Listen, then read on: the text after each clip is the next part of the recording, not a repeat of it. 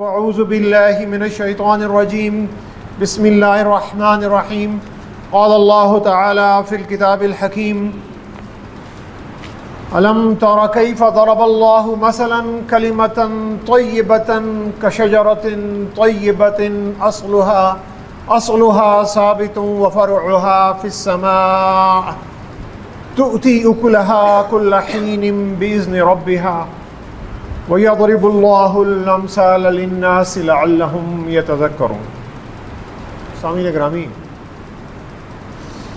جن حالات سے آج کل مسلم امہ گزر رہی ہے اور غزہ میں ہونے والا جو ظلم ہے اور قتل عام ہے وہ بڑھ کر ہماری سرحدوں پر آ کر ہم پر حملہ آور ہو چکا ہوا ہے، اور ہندو اور جو یہودی گٹھ جوڑ ہے وہ پوری طاقت سے ہم پر ایک پوری یلغار کر رہا ہے اور اس پورے خطے میں وہ اپنی بالادستی قائم کرنا چاہتا ہے۔ تو ان حالات میں ہمیں کیا کرنا چاہیے؟ رب العالمین کی اور نبی کریم صلی اللہ علیہ وسلم کی تعلیمات کیا کہتی ہیں؟ پچھلے تقریباً 2-3 خطبے بھی اسی ملتے جلتے موضوعات پر ہی دیے جا چکے ہیں، کیونکہ یہ حالات اور یہ جو کفار کا گٹھ جوڑ اور ظلم ہے یہ بڑھتا جا رہا ہے۔ تو آج کا یہ خطبہ اسی موضوع پر مشتمل ہے اور قرآن مجید کے 13ویں پارے میں سورہ ابراہیم کی آیت نمبر 24 اور 26 سے منسلک ہے۔ زندگی میں جب ہم کوئی بھی عمل کرتے ہیں تو اس عمل سے پہلے ایک ہماری سوچ بنتی ہے، اس سوچ ہمارے الفاظ کا روپ دھارتی ہے، یعنی جو ہمارے خیالات ہوتے ہیں وہ ہمارے منہ سے نکلتے ہیں، ہمارے الفاظ بنتے ہیں، اور الفاظ کے بعد پھر انسان ایک پلان بناتا ہے اور پھر اس پلان پر عمل کرتا ہے، اور یہ ساری چیزیں مل کر ایک انسان کا ایک کردار بناتی ہیں، ایک انسان کی مجموعی شخصیت بناتی ہیں۔ اور جب انسان کی مجموعی شخصیت کو ایمان کے سانچے میں ڈھالا جائے تو یہ رب العالمین کا پھر جو حقیقی بندہ ہے، جسے مومن کہا جاتا ہے، جسے مسلمان کہا جاتا ہے، وہ بنتا ہے۔ کیونکہ مسلمان اپنی زندگی میں جو بھی کام کرتا ہے وہ ایک بہت بڑے مقصد کے لیے کرتا ہے۔ اس کا جینا، اس کا سونا، اس کا اٹھنا، اس کی نماز، اس کی صلاۃ، اس کی قربانی، اس کا ہر عمل رب العالمین کی رضا کے لیے ہوتا ہے۔ کافر کی بھی ایک سوچ ہوتی ہے، کافر بھی ایک پلان بناتا ہے، کافر بھی اس پلان پر عمل کرتا ہے، کافر بھی اپنے وطن کے لیے لڑتا ہے اور اس کے لیے جان بھی دیتا ہے، لیکن اللہ کا جو بندہ ہے وہ اس کی ساری چیزیں اللہ کی رضا کے لیے ہوتی ہیں، اور اس کی زندگی کا ایک ایک لمحہ اللہ کی رضا کے لیے ہوتا ہے۔ جیسے کسی شاعر نے کہا تھا کہ بصیرت سے پہلے عقیدت ہے لازم، بصیرت سے پہلے عقیدت ہے لازم، وہ مانے گا کیا جس نے جانا نہیں ہے۔ تو عقیدت اور جو ایمان ہے یہ مسلمان کی ایک شخصیت بناتا ہے، اور جب عقیدت بصیرت کے ساتھ ملتی ہے اور ایمان الفاظ کے ساتھ اور سوچ کے ساتھ اور پلان کے ساتھ اور عمل کے ساتھ ملتا ہے، تو پھر اللہ تعالیٰ کی مدد اللہ کے بندوں کے لیے آتی ہے۔ اور یہی وہ پیغام ہے جو اللہ تعالیٰ نے قرآن مجید میں کئی مقامات پر مختلف طریقوں سے دیا، اور سورہ ابراہیم میں اللہ تعالیٰ اسی تصور کو اور اسی احکامات کو بیان کر رہے ہیں۔ کن الفاظ سے اللہ تعالیٰ اسے کلمہ طیبہ سے اس کی مثال دے رہے ہیں کہ مسلمان کا جو عمل ہے وہ کلمہ طیبہ کے ساتھ جڑا ہوا ہے، کلمہ طیبہ، ایک تو ہم کلمہ طیبہ پڑھتے ہیں کہ جو اسلام کی بنیاد ہے، لا الہ الا اللہ محمد رسول اللہ صلی اللہ علیہ وسلم، کہ اللہ کے علاوہ کوئی بندگی کے لائق نہیں، اور محمد صلی اللہ علیہ وسلم اللہ کے سچے نبی اور اللہ کے رسول ہیں، ایک یہ کلمہ طیبہ ہے۔ لیکن اللہ کا بندہ جب کوئی بھی بات منہ سے نکالتا ہے، اچھی بات اور پاکیزہ بات اور خوبصورت بات، اور وہ بات جو خود اس کے لیے اور دوسروں کے لیے اچھائی کا سبب بنے، تو وہ کلمہ طیبہ کہلاتی ہے۔ تو اللہ تعالیٰ کہتے ہیں الم تر کیف ضرب اللہ مثلا کلمۃ طیبۃ کشجرۃ طیبۃ اصلها ثابت وفرعها فی السماء۔ اے نبی صلی اللہ علیہ وسلم، اللہ تعالیٰ نبی رحمت صلی اللہ علیہ وسلم سے مخاطب ہو کے کہہ رہے ہیں کہ اے نبی صلی اللہ علیہ وسلم کہ کیا آپ نے نہیں دیکھا کہ اللہ تعالیٰ نے کلمہ طیبہ کی پاکیزہ الفاظ کی مثال کیسی بیان کی ہے؟ اور وہ ایک بڑی ہی خوبصورت مثال ہے، اور وہ مثال ایسی ہے کہ ایک ایسا ایک درخت ہے کہ جس کی جڑیں زمین میں گہری گئی ہوئی ہیں، کشجرۃ طیبۃ اصلها ثابت، ایک پاکیزہ درخت ہے اور اس کی جڑیں زمین میں بہت گہری گئی ہوئی ہیں، وفرعها فی السماء، اور اس کی شاخیں آسمان تک پہنچی ہوئی ہیں۔ اور یہ درخت کیا کر رہا ہے؟ تؤتی اکلہا کل حین باذن ربہا، یہ ایک ایسا درخت ہے جو سایہ بھی دیتا ہے، لیکن سائے کے ساتھ ساتھ اپنے رب کے حکم سے پھل دیے جا رہا ہے، یعنی لوگوں کے لیے، عوام الناس کے لیے فائدے کا باعث ہے اور متواتر پھل دیے جا رہا ہے۔ وَيَضْرِبُ اللَّهُ الْأَمْثَالَ لِلنَّاسِ لَعَلَّهُمْ يَتَذَكَّرُونَ، اور اللہ تعالیٰ آپ کو مثالیں دے کر سمجھانا چاہتے ہیں کہ تاکہ تم اللہ کے ذکر کو سمجھ سکو۔ تو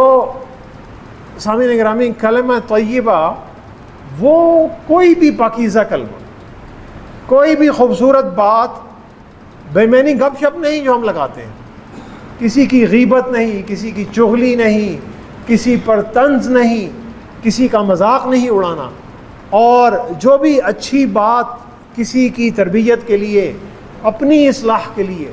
دوسروں کی بہتری کے لیے، اور کوئی بھی ایسی بات جو ہم کرتے ہیں، تو اللہ تعالیٰ نے کہا کہ یہ کلمہ طیبہ ہے،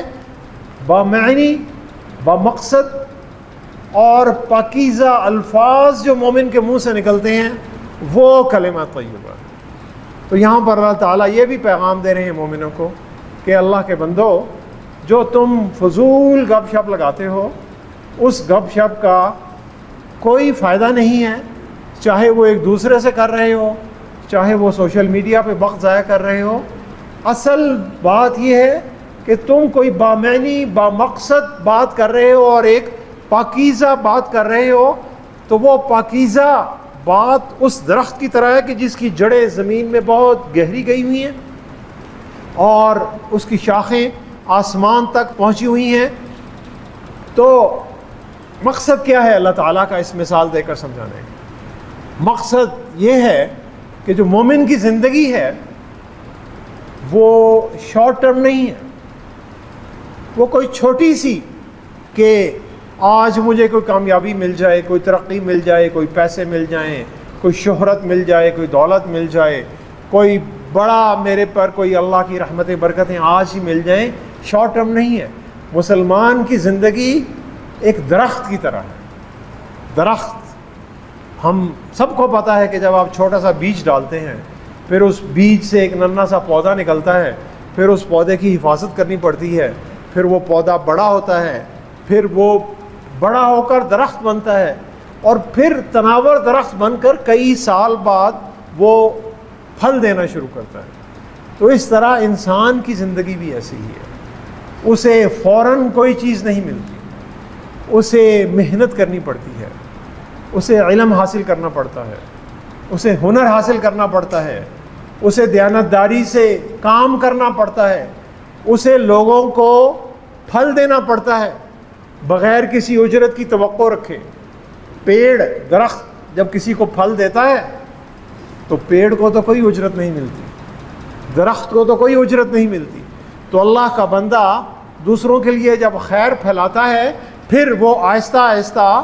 کئی سالوں کی پلاننگ اور کئی سالوں کی محنت کے بعد اس کا پھل کھانا شروع کرتا ہے۔ اسی طرح یہ ہے کہ جس طرح کبھی ہم جب چھوٹے تھے، ہم سب، آپ لوگ بھی جو جتنے یہاں بیٹھے ہیں، تو جب چھوٹے تھے تو والدین نے ہم سب پہ بڑی محنت کی، انہوں نے ہمیں بولنا سکھایا، انہوں نے ہاتھ پکڑ کے ہمیں چلنا سکھایا، انہوں نے ہمیں پڑھنا سکھایا، انہوں نے ہمیں لکھنا سکھایا، انہوں نے ہمیں قرآن سکھایا، انہوں نے ہمیں نماز سکھائی، انہوں نے ہمیں جینے کا طریقہ سکھایا۔ لیکن جب ہم میں سے بڑے ہوتے ہیں، جب پھل کھانے کی باری آتی ہے تو والدین اکثر اس دنیا سے رخصت ہو گئے، والدین اس کا پھل نہیں کھا رہے، اولاد ان کا پھل کھا رہی ہے، اور پھر اس کی اولاد کی جو آگے اولاد ہے وہ اس پھل کی تیاری کرتی ہے۔ تو یعنی ایک جو جنریشن ہے وہ پھل تیار کرتی ہے، درخت لگاتی ہے، اور نئی آنے والی نسل اس کا پھل کھاتی ہے، اور پھر وہ یہ سلسلہ چلتا رہتا ہے۔ تو یعنی جو تمہاری پلاننگ اور جو تمہاری حکمت عملی ہے وہ 50 یا 100 سال کی ہونی چاہیے، وہ ایک اس درخت کی طرح ہونی چاہیے کہ جس درخت کی زندگی 50 یا 100 سال کے قریب ہے۔ نبی کریم صلی اللہ علیہ وسلم نے اسی آیت کو پڑھتے ہوئے ایک مرتبہ اپنے صحابہ کرام سے سوال کیا کہ بتاؤ کہ وہ کون سا درخت ہے کہ جو مسلمان کی طرح ہے اور اس درخت کے پتے نہیں گرتے، اور وہ درخت اپنے رب کے حکم سے ہمیشہ پھل دیتا رہتا ہے۔ حضرت عمر رضی اللہ تعالیٰ عنہ کے صاحبزادے حضرت ابن عمر رضی اللہ تعالیٰ عنہ بہت چھوٹے تھے، تقریباً ان کی عمر 10-12 سال تھی، یہ حدیث بعد میں انہوں نے ہی لکھوائی۔ تو حضرت ابن عمر کہتے ہیں کہ میں بہت چھوٹا سا تھا اور میں اس محفل میں موجود تھا، تو انہوں نے کہا کہ فوراً میرے دل میں خیال آیا کہ یہ یقیناً کھجور کا درخت ہے۔ لیکن اس محفل میں حضرت ابن عمر کہتے ہیں کہ میرے والد یعنی حضرت عمر رضی اللہ تعالیٰ عنہ بھی موجود تھے، حضرت ابو بکر رضی اللہ تعالیٰ عنہ بھی موجود تھے، بڑے بڑے صحابہ کرام موجود تھے، تو میں چپ ہو گیا، میں کچھ کہہ نہیں سکا۔ جیسے بچے بڑوں کے سامنے کوئی بات کہنا چاہتے ہیں لیکن وہ کہہ نہیں سکے، تو جب کسی صحابی نے کوئی جواب نہیں دیا تو نبی رحمت صلی اللہ علیہ وسلم نے فرمایا یہ درخت کھجور کا درخت ہے۔ نبی رحمت صلی اللہ علیہ وسلم نے فرمایا کہ یہ درخت کھجور کا درخت ہے۔ حضرت ابن عمر نے بعد میں اپنے والد حضرت عمر رضی اللہ تعالیٰ عنہ سے کہا کہ میرے دل میں یہ بات آئی تھی کہ یہ کھجور کا درخت ہے۔ تو حضرت عمر رضی اللہ تعالیٰ عنہ نے کہا کہ بیٹا اگر آپ یہ بات وہاں پر بتا دیتے تو مجھے انتہائی خوشی ہوتی۔ تو یعنی ایک ہی حدیث میں کئی چیزیں کہ بچوں کی حوصلہ افزائی کرنی چاہیے کہ بچے اکثر اوقات والدین کے سامنے شرم سے یا ادب سے کوئی بات نہیں کر سکتے، تو انہیں اس بات کرنے کا حوصلہ دینا چاہیے۔ تو اور پھر آئیں کھجور کے درخت کی طرف۔ کھجور کا درخت کہاں لگتا ہے؟ کھجور کا درخت گرم موسم میں لگتا ہے، بڑے ہی سخت حالات میں لگتا ہے۔ ریگستان میں کھجور کا درخت بڑا ہوتا ہے، جہاں پر اسے پانی کی مقدار بہت ہی کم ملتی ہے۔ کھجور کے درخت کا سایہ کبھی نہیں مٹتا، یعنی خزاں میں بھی کھجور کے درخت کے پتے نہیں جھڑتے۔ کھجور کا درخت اپنی شاخیں خود گراتا ہے، باقی درختوں کی شاخیں کاٹنی پڑتی ہیں اور بڑھتا چلا جاتا ہے، اس کی شاخیں خود بخود گرتی ہیں اور اوپر کی شاخیں اوپر کی طرف چلتی جاتی ہیں اور وہ خود اللہ کے حکم سے بڑھتا چلا جاتا ہے، اس کا پھل ختم ہی نہیں ہوتا، ایک فصل ختم ہوتی ہے تو دوسری فصل آ جاتی ہے۔ کھجور ہم سب کھاتے ہیں، ایک بہت ہی ذائقہ دار اور بہت ہی ایک انرجی والا پھل ہے، اور کھجور کے درخت کا تنا جتنا لمبا ہوگا، کھجور کے درخت کی جڑیں زمین میں اتنی ہی گہری ہوں گی، کیونکہ جس درخت کی جڑیں گہری نہیں ہوں گی وہ چاہے کتنا ہی بڑا اونچا اور قداور کیوں نہ ہو جائے، ذرا سے حالات خراب ہوں گے، ذرا سی آندھی چلے گی تو وہ درخت جڑ سے اکھڑ کر نیچے آ جائے گا، کھجور کا درخت نسل در نسل پھل دیتا ہے، تقریباً 100 سال سے 150 سال تک کھجور کا درخت جو ہے وہ پھل دیتا رہتا ہے۔ تو سامعین گرامی، مومن کی زندگی بھی اسی طرح ہے، اللہ کے بندوں کی زندگی بھی اسی طرح ہے۔ وہ باریک بینی سے اپنی زندگی کو پلان کرتا ہے، چھوٹے چھوٹے سٹیپس لیتا ہے اور پھر نتیجہ اللہ پر چھوڑ دیتا ہے۔ مشرکین مکہ کے مظالم سے تنگ آ کر جب نبی رحمت صلی اللہ علیہ وسلم نے مکہ سے مدینہ ہجرت کی، تو ہم اکثر پڑھتے ہیں کہ نبی رحمت صلی اللہ علیہ وسلم نے اس یعنی نبوت کے تقریباً 12ویں سال مکہ سے مدینہ ہجرت کی، لیکن نبی رحمت صلی اللہ علیہ وسلم نے اس ہجرت کا جو سفر تھا، جو تقریباً 12 دن کا سفر تھا، اس سفر کو اتنی خوبصورتی اور اتنی باریک بینی سے پلان کیا اور اتنی تفصیل کے ساتھ کہ نبی رحمت صلی اللہ علیہ وسلم نے پہلے اپنے ساتھی کو چنا، کیونکہ نبی رحمت صلی اللہ علیہ وسلم ٹیم ورک پہ بلیو کرتے تھے۔ انہیں پتہ تھا کہ اکیلا بندہ کچھ نہیں کر سکتا، اور ایک مل کر 2 نہیں بلکہ 11 بنتے ہیں۔ انہوں نے اپنے سب سے پیارے ساتھی حضرت ابو بکر صدیق رضی اللہ تعالی عنہ کا انتخاب کیا۔ پھر اس کے بعد بڑی خفیہ رازداری کے ساتھ نبی رحمت صلی اللہ علیہ وسلم نے ایک غیر مسلم کہ جو صحرائی راستوں کے بہت بڑے ماہر تھے، عبداللہ بن عرقیت کہ جن کا احادیث میں نام آتا ہے، انہیں اجرت پر اپنا گائیڈ مقرر کیا کہ جب صحرا میں جائیں گے تو صحرا میں ہماری رہنمائی کرنے والا ہو۔ حضرت ابو بکر صدیق رضی اللہ تعالیٰ عنہ کو کہا کہ ایک اونٹ تیار کیجئے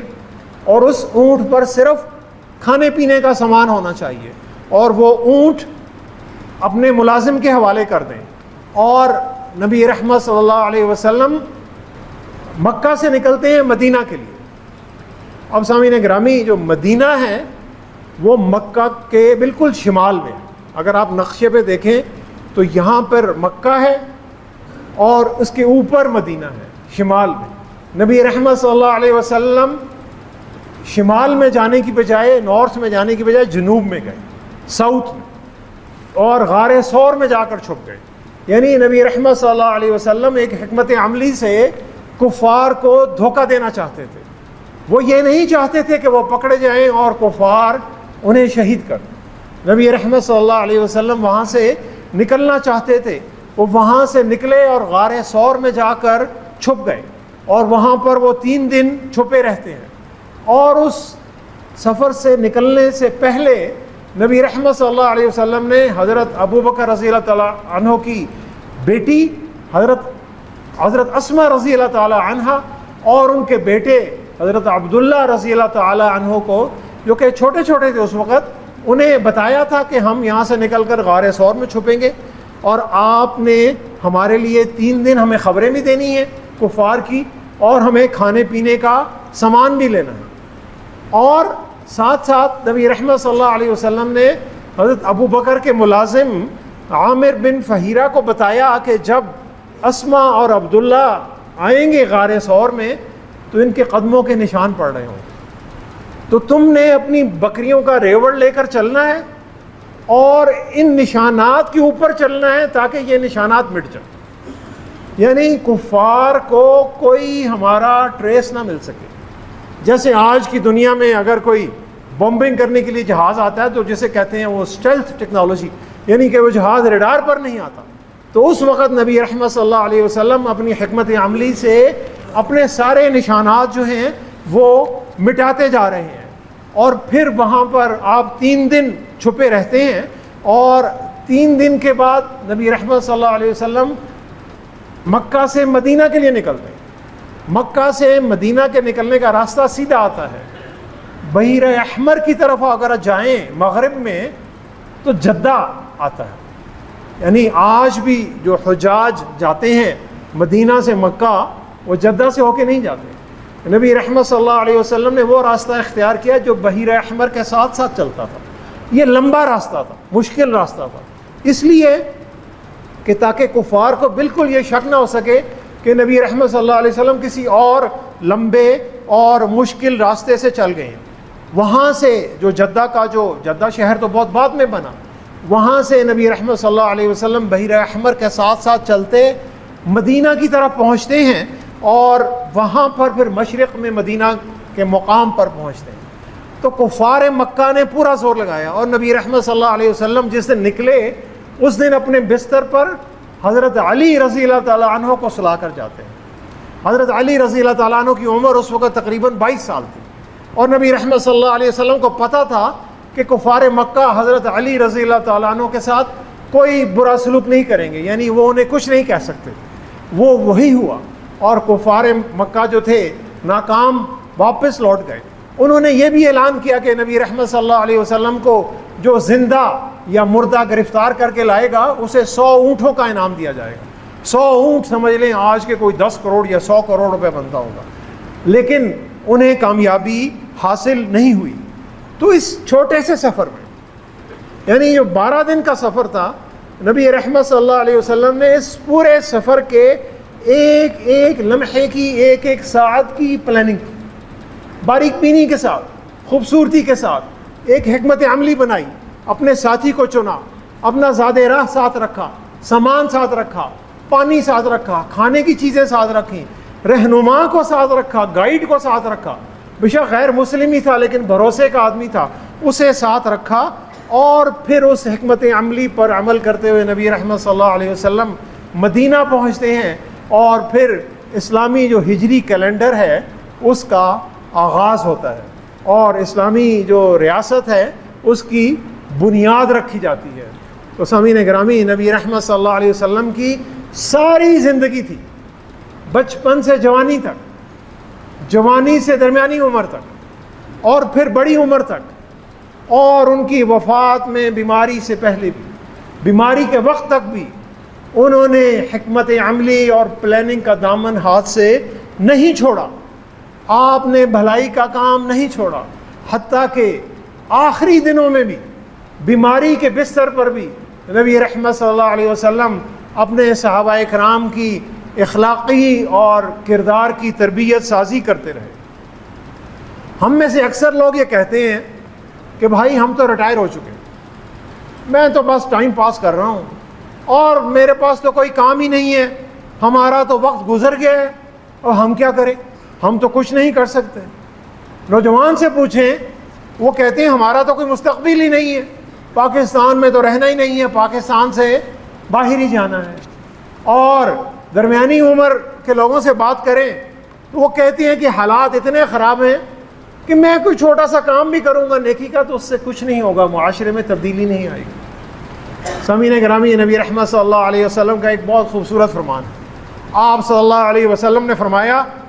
اگر قیامت بھی آنے والی ہو, اگر قیامت بھی آنے والی ہو اور تم میں سے کسی کے ہاتھ میں کھجور کا پودا ہو تو وہ اس پودے کو ضرور کاشت کرے. قیامت آنے والی ہے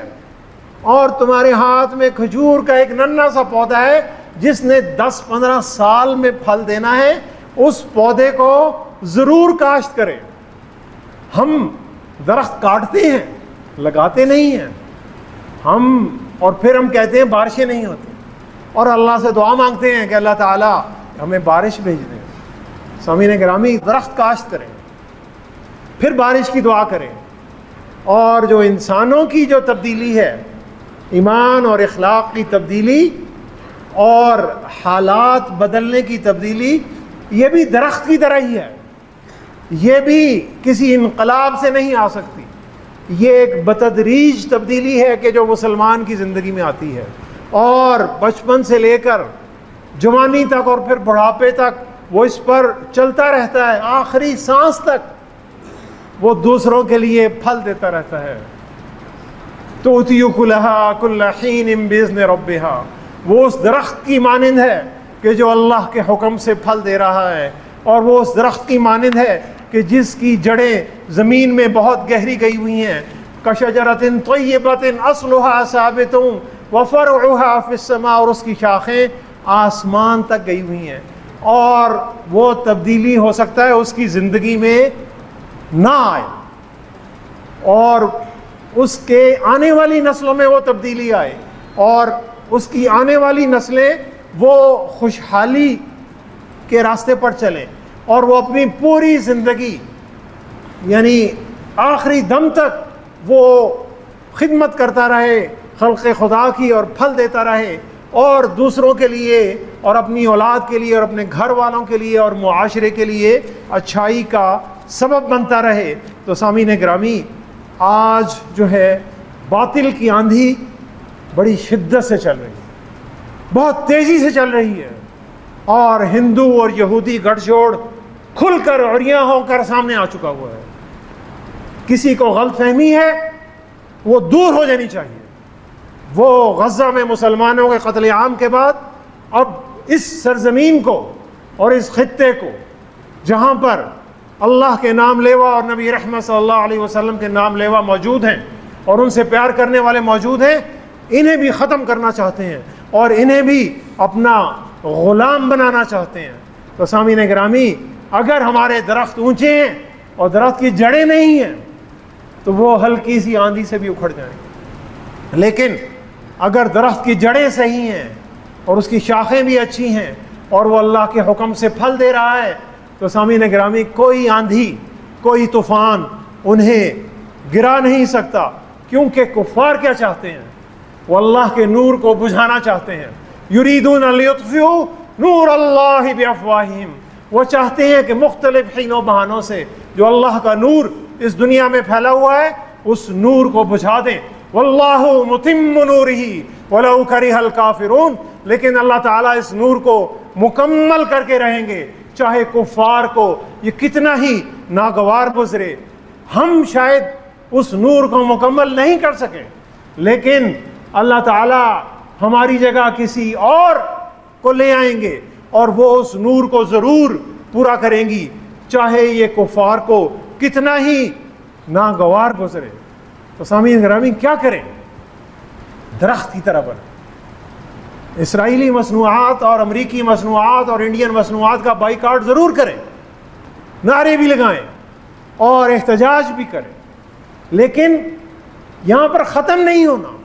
یہ ایک پہلا قدم ہے